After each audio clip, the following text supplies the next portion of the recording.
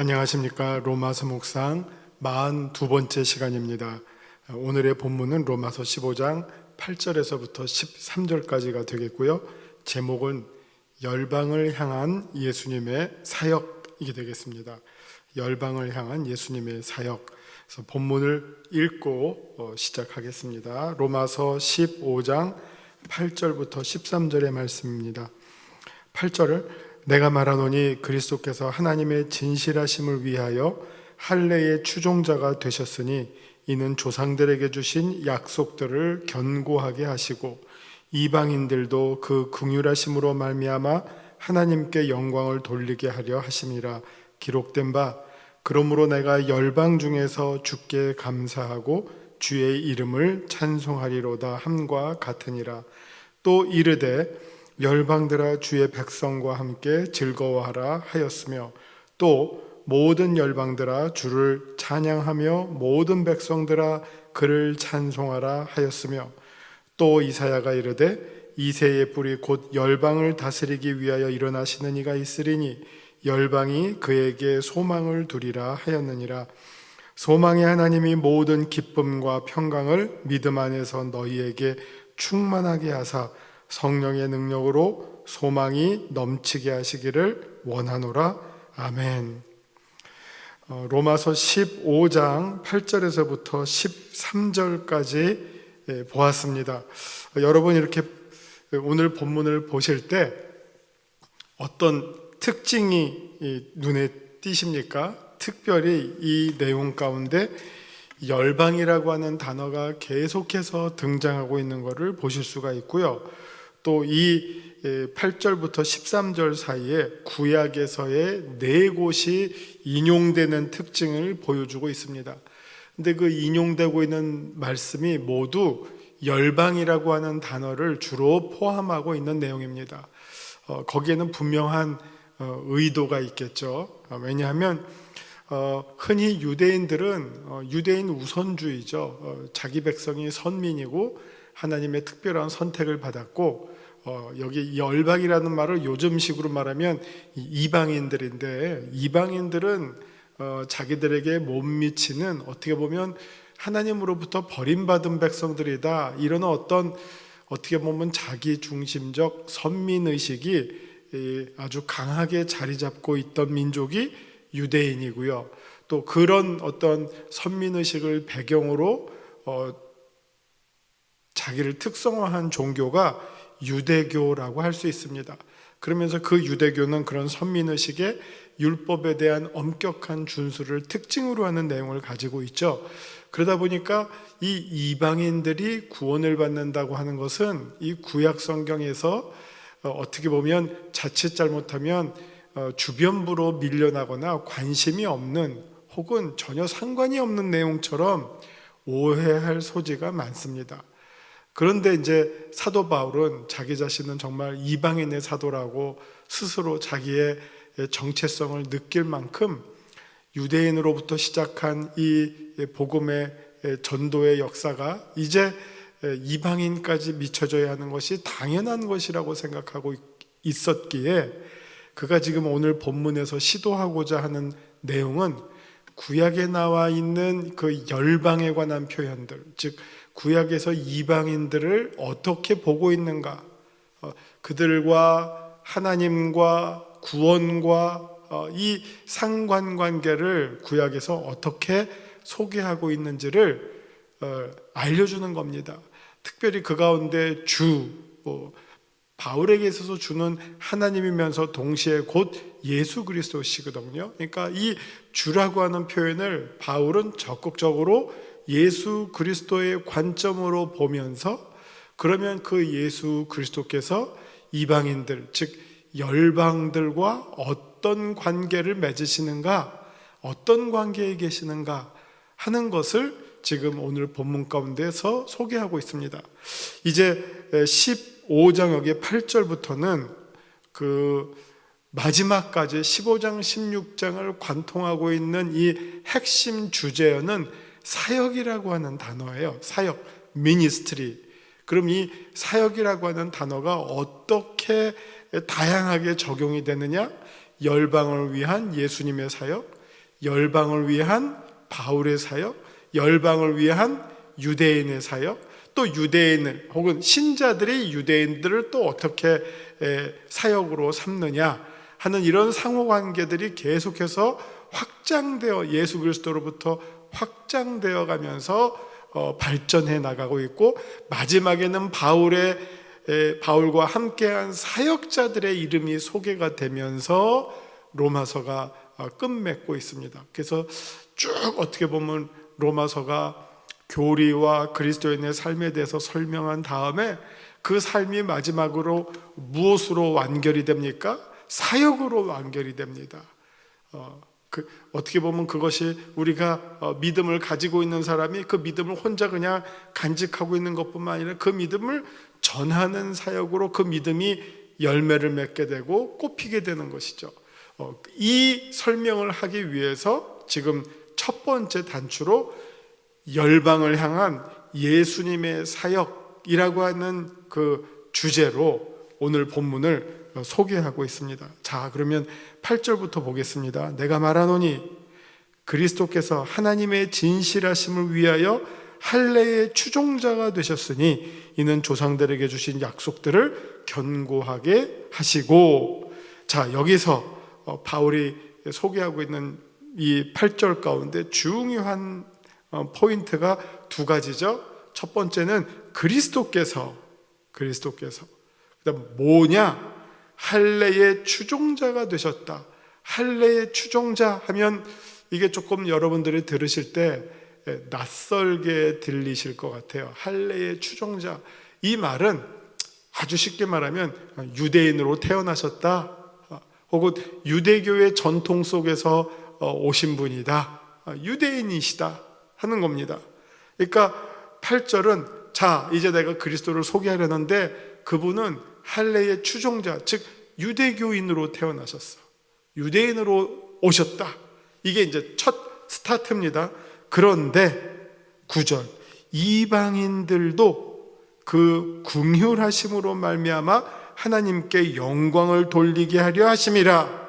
자, 할례의 추종자로 예수님께서 오셨는데 거기에서 머무시는 게 아니라 예수님은 이방인들까지도 하나님께 영광을 돌리게 하려고 우리 가운데 할례의 추종자의 모습으로 오셨다. 그렇죠? 유대교로부터 이방인, 열방으로 확장이 되고 있죠. 자, 그 내용을 무엇을 가지고 증명하느냐? 구약을 인용합니다. 시편 18편 49절에 있는 말씀, 그러므로 내가 열방 중에서 주께 감사하고 주의 이름을 찬송하리로다.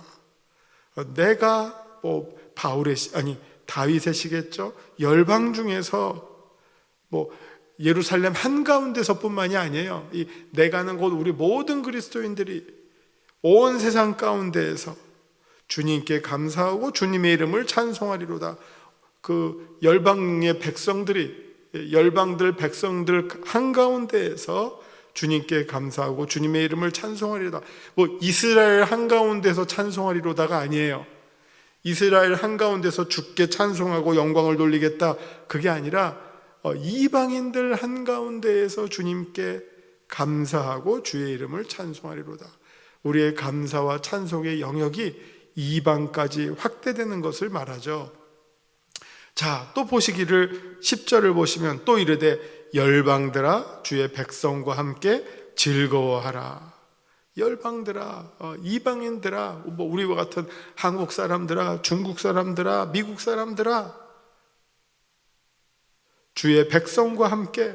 어떻게 보면 이 주의 백성이라고 하면 좁게는 유대교인들, 유대교 그리스도인들, 그리고 넓게는 그리스도인이 된 모든 주의 백성들과 함께, 먼저 주의 백성이 된 사람들과 함께 즐거워하라. 이 즐거워하는 것은 그냥 단순히 그냥 해피가 아니라 여호와를 즐거워하는 것이죠. 여호와께 감사하는 것이죠. 그런 내용으로 또 열방과 주의 백성과의 연결을 도모하고 있고요. 또 11절 보시면 또 모든 열방들아 주를 찬양하며 모든 백성들아 그를 찬송하라. 사실 찬양과 찬송은 하나님의 백성들의 의무이면서도 특권이죠. 아무나 하나님께 찬양을 올릴 수가 없죠. 근데 모든 열방들이 주님을 찬양한다. 이것은 정말 구원의 완성이고, 모든 열방들에게 복음이 미친 그 결과가 어떻게 되느냐? 하나님을 찬양하는 것. 이거는 뭐 단순히 입으로만 찬양하는 것뿐만 아니라 모든 열방들의 삶이 복음의 열매로 나타나는 상태, 그것을 말할 수도 있겠습니다. 또 12절, 또 이사야가 이르되, 유명한 이사야의 예언, 다윗의 후손에 관한 메시아 예언이죠. 이새의 뿌리 곧 열방을 다스리기 위하여 일어나시는 이가 있으리니 열방이 그에게 소망을 두리라.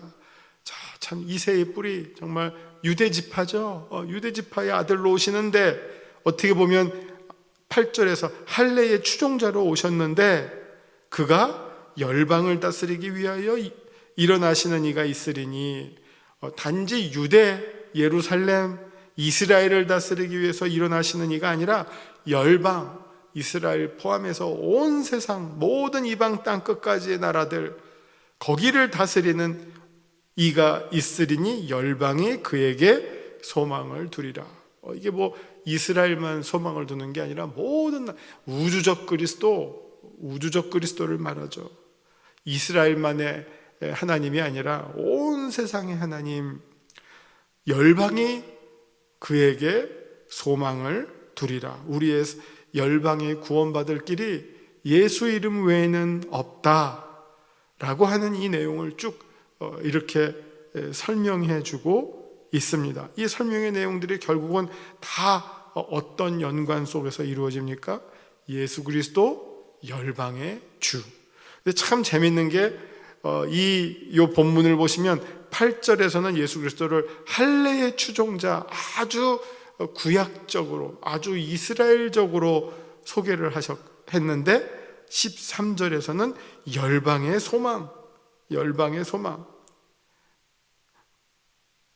아주 전향적으로, 미래적으로, 요즘 말로 글로벌하게 예수님을 소개하고 있습니다. 그러니까 열방의 구원이 누구로부터 옵니까?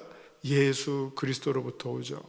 이거는 초대교회에 아주 늘 고민이었던 이 구원의 문제에 있어서 유대인이냐 이방인이냐 하는 이 문제, 그럼 이방인들을 어떤 식으로 대할 것이냐, 어떤 식으로 하나님의 자녀가 되게 하고 그리스도인이 되게 할 것이냐 하는 이 논쟁 가운데 지금 바울은 예수 그리스도와 열방의 관계, 이방인의 관계를 구약 성경에 있는 여러 정말 핵심 본문들을 인용해 나가면서 열방의 구원이 예수님과 무관한 문제가 아니라 예수님의 가장 핵심적인 사역이고 중요한 사역이고, 그 사역의 지향점이 열방의 소망이 되신다 하는 것으로 지금 바울이 어떻게 보면 예수님의 사역을 소개해주고 있다, 이렇게 보시면 되겠습니다.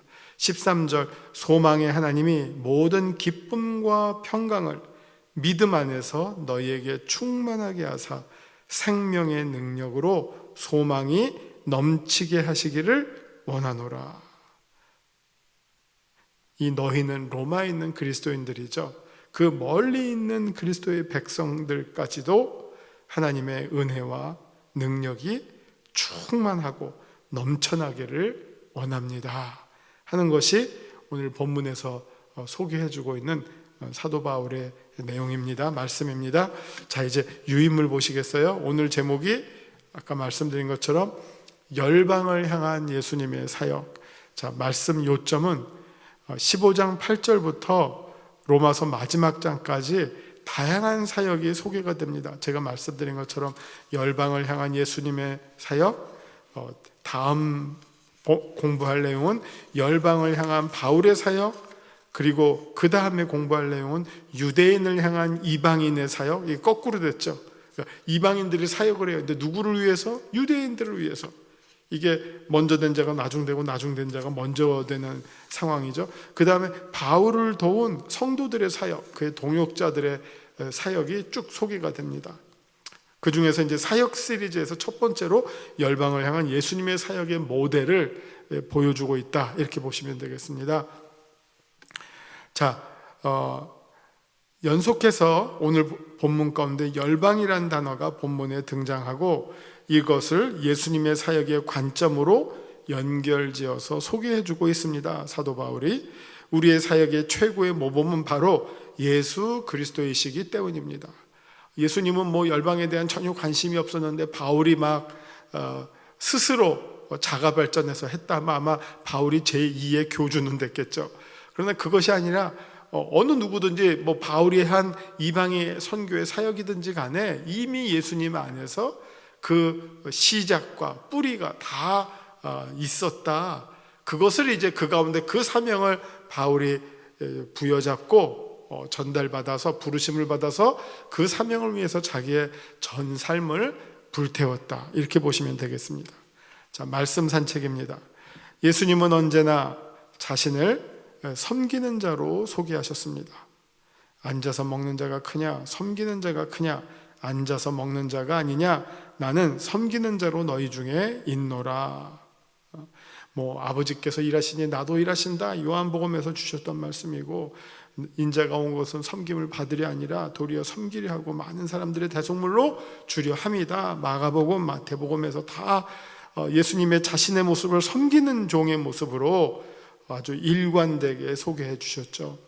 이 본문 가운데서도 예수님의 그 섬기시는 사역, 누구를 섬기시는 거죠? 열방을, 이방인들을 섬기시는 사역이 소개가 됩니다. 자, 예수님의 지상 사역의 원칙은 우선 이스라엘에게로 먼저 사역의 대상을 삼고 제자들에게도 그렇게 할 것을 명령하셨습니다. 예수께서 이 12를 보내시며 명하여 이르시되 이방인의 길로도 가지 말고 사마리아인의 고을에도 들어가지 말고 오히려 이스라엘 집에 잃어버린 양에게로 가라. 자, 이렇게 예수님께서 말씀하신 것은 분명하지만 그렇다고 해서 이방인들, 개별인들까지 그들을 향한 선교까지 금지시키신 것은 아니었습니다. 예수님께서는 사역 중에 만나셨던 이방인들에게 너 아직 아니야, 기다려, 뭐 내가 지금 너에게 전할 여유가 없다, 뭐 이런 식으로 반응하신 게 아니라 사역 중 만나셨던 이방인들에게 반드시 복음을 전해주셨습니다. 아주 어떻게 보면 적극적으로 전해 주셨습니다. 로마의 백부장의 경우를 우리가 알죠. 좋은 믿음을 명령하면 다 따르겠다라고 하는 그 좋은 믿음을 보여줬던 로마의 백부장, 로마인입니다. 가나안 여인, 예수님에게 절박하게 매달렸던 여인, 이들을 외면하지 않으셨습니다. 이들의 필요를 들으시고 이들의 어떤 그 절박한 상황에 귀 기울여 주시고 그들에게 구원의 은혜를 베풀어 주셨습니다. 부활 후에도 예수님은 제자들에게 예루살렘으로부터 선교를 시작할 것을 명령하셨습니다. 이 과정을 사도행전을 따라 교회의 선교로 재구성해 보면 사도행전 1장부터 7장까지는 주로 예루살렘의 선교가 소개가 됩니다. 대표적으로 베드로의 그 사역이 소개가 되잖아요. 다양한 사역들. 그 다음에 8장은 사마리아 전도 빌립의 얘기가 나옵니다. 예루살렘으로부터 사마리아로 점점 넓어집니다. 그리고 9장부터는 이방인을 향한, 열방을 향한 선교가 소개됩니다. 그러나 이스라엘을 출발점으로 삼았던 이유가 무엇이냐? 이방인을 배척하기 위함이 아니라 이스라엘을 통해서 이방의 선교를 전개해 나가기 위함이었습니다. 처음 기독교 신자들은 모두 유대인이었습니다. 이제 본문에서 사도 바울이 구약을 인용한 과정을 보면 하나님의 놀라운 구원의 경륜이 드러나게 됩니다. 자, 9절을 보시면 열방 중에서 이스라엘 할례의 추종자가 하나님께 영광을 돌린다. 이게 시편 18편 49절의 인용입니다. 10절은 열방이 주의 백성과 함께 즐거워하다. 신명기 32장 43절의 인용입니다. 11절은 모든 이스라엘과 이방인 열방이 함께 주님을 찬양한다. 시편 117편 1절의 인용입니다. 12절 그리스도께서 온 유대와 열방을 다스리신다. 이사야서 11장 10절의 인용입니다. 이걸 보면 정말 그 옛날 사람들이 얼마나 성경에 대해서 정말 구구절절에 해박하고 정확하게 철저하게 알고 있었는지 정말 감탄하게 되죠. 딱 구약에 필요한 말씀들 적재적소에 꼭 갖고 오는 것을 보게 됩니다. 로마서 15장 8절은 사도행전 1장부터 7장까지의 기간을 다루고 있고요. 오늘 이 본문을 또 좁혀서 보면요, 9절은 바울의 이방인 선교를, 그리고 10절은 사도행전 15장의 예루살렘 공의회 장면이 연상이 됩니다. 그리고 12절에 소망을 둔다라고 하는 표현은 에베소서 2장 12절에 이전의 상태가 이제 새롭게 풀린 상태를 보여주고 있고, 13절은 모든 사람을 향하신 하나님의 소망과 축복의 나누어 주심을 선포해주고 있는 말씀이 되겠습니다. 자, 그 전체 내용이 아주 일목요연하게 쏙 들어오시죠? 그렇게 본문을 이해하시면 어려움이 없으십니다. 자, 말씀 적용입니다. 하나님은 어떤 분이십니까?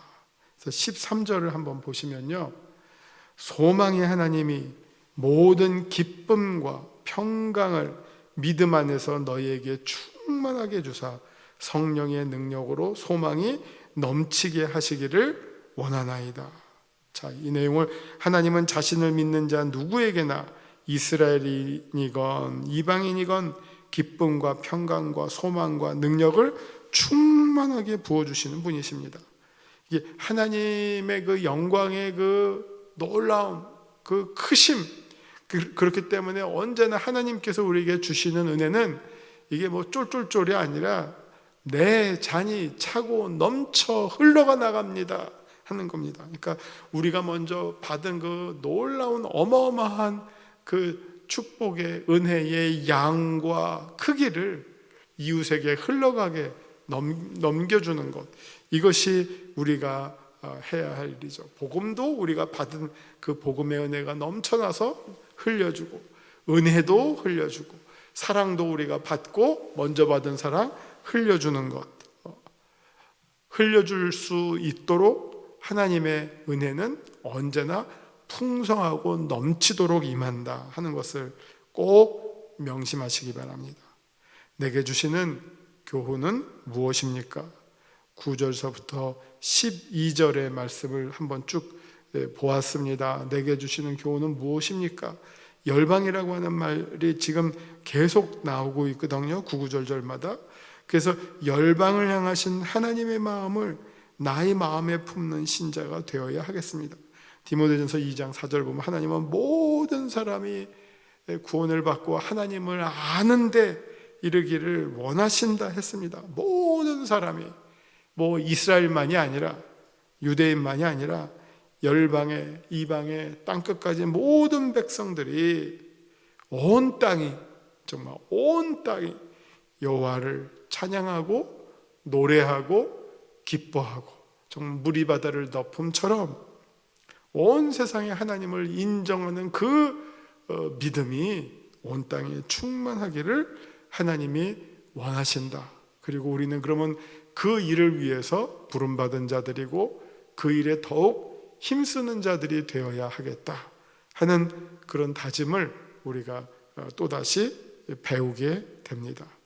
정말 땅끝까지 이르러 내 증인이 되라 라고 말씀하신, 명령하신 그 말씀이 오늘 본문에서 아주 구체적으로 열방을 향한 예수 그리스도의 사역의 모습으로 우리들에게 소개가 되었습니다. 이 다음 시간에는 이게 그 열방을 향한 바울의 사역이 어떻게 또 예수님의 그 모델을 이어받아서, 예수님이 열방을 위해서 이렇게 사역하셨다면 이제 그 예수님에게 부름받은 사도 바울이 어떻게 그 뒤를 이어서 그 부분을 더 잘 충성스럽게 감당해 나가느냐 하는 그 내용이 이제 다음 시간에 등장하겠습니다. 자, 이제 말씀에 따른 기도로 마치겠습니다. 하나님, 우리가 열방을 향하신 하나님의 선하신 뜻을 마음에 담고 예루살렘과 온 유대와 사마리아와 땅 끝까지 이르러 그리스도의 증인이 되는 자 되게 하여 주시옵소서. 예수님의 이름으로 감사드리며 기도하옵나이다. 아멘.